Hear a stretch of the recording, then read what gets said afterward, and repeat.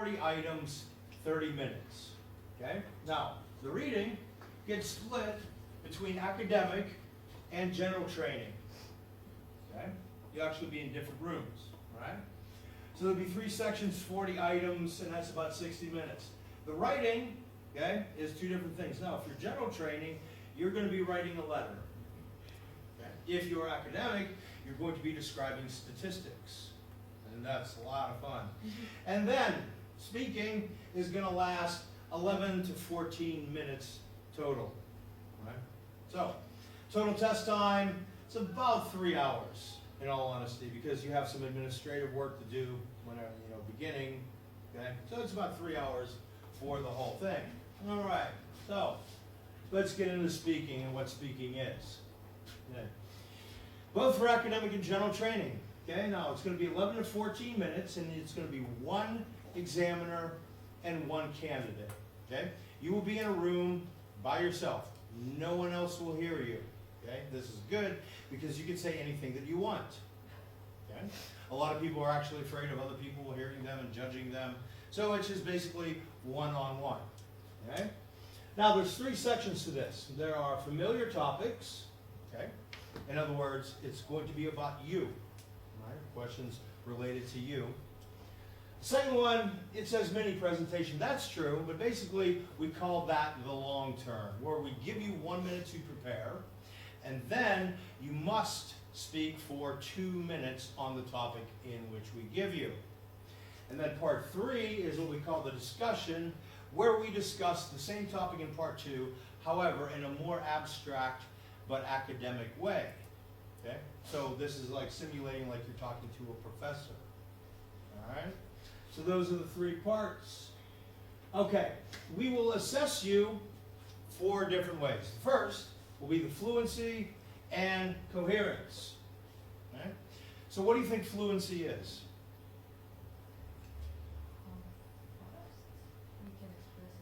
Okay, good. Your rate of speech. Okay, so you do not want to speak slow.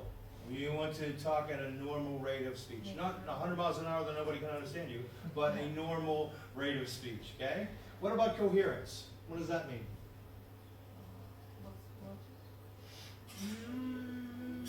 Kind of. You will have logical development, but how would you logically develop your ideas? What would you need to use?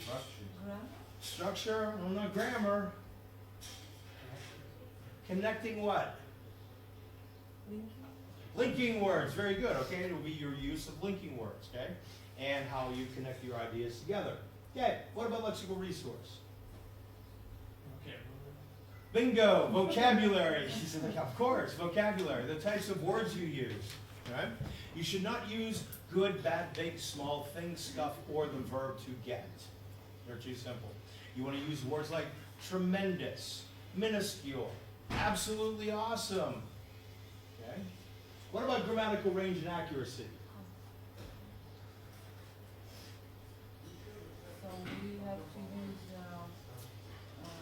grammar if we speak about the past. So okay, well those are verb tenses. Yeah, sure. It is about grammar. It's a little bit more than your use of verb tenses, though.